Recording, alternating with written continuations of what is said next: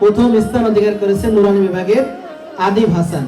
পুরস্কার তুলে দিচ্ছেন আমাদের প্রতিষ্ঠানের প্রতিষ্ঠাতা চেয়ারম্যান সাহেব সহ এবং অন্যান্য মেহমানবৃন্দ এখানে উপস্থিত আছেন, তাদের হাত থেকে পুরস্কার দিচ্ছি।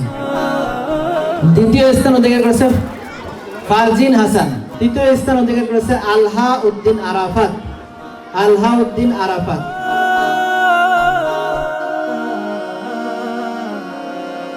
নাজারা বিভাগে প্রথম স্থান অধিকার করেছে, আমরা এই হুসনে সাওয়াব প্রতিযোগিতা হচ্ছে কি বিষয় এটা অনেকে জানে না।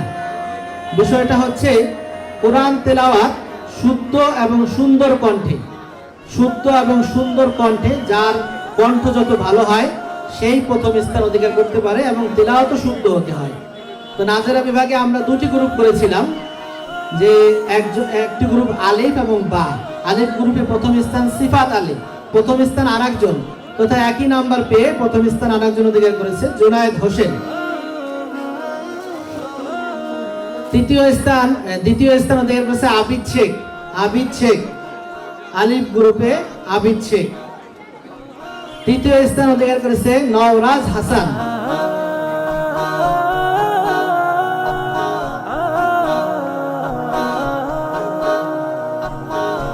নাজেরার বা গ্রুপে প্রথম স্থান অধিকার করেছে শামীম।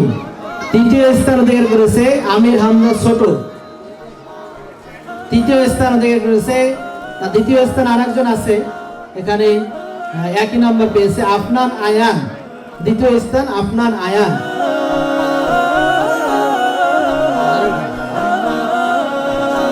তৃতীয় স্থান আরিয়ান। তৃতীয় স্থান আরিয়ান।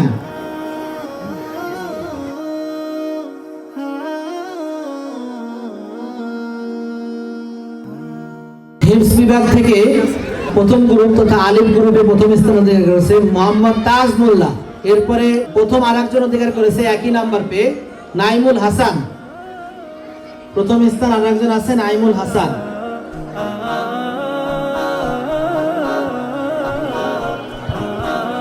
দ্বিতীয় স্থান আবু সালেহ।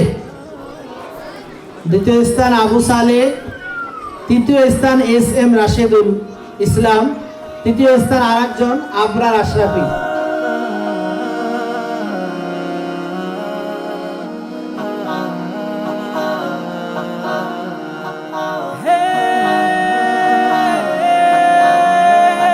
হিফজ বিভাগের গ্রুপ বা গ্রুপে প্রথম স্থান অধিকার করেছে মাইনুল ইসলাম রিশাদ। প্রথম স্থান আরেকজন অধিকার করেছে একই নাম্বার পেয়ে তানবীর আহমেদ তোহা। দ্বিতীয় স্থান অধিকার করেছে কে এম আবু বকর।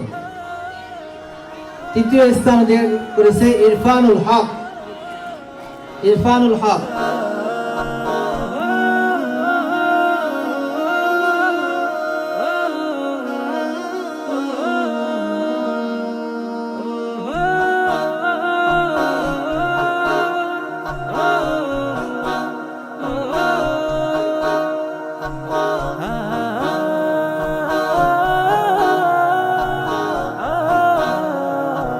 আল কাসেম আইডিয়াল ইনস্টিটিউট একটি আন্তর্জাতিক মানের শিক্ষা প্রতিষ্ঠান।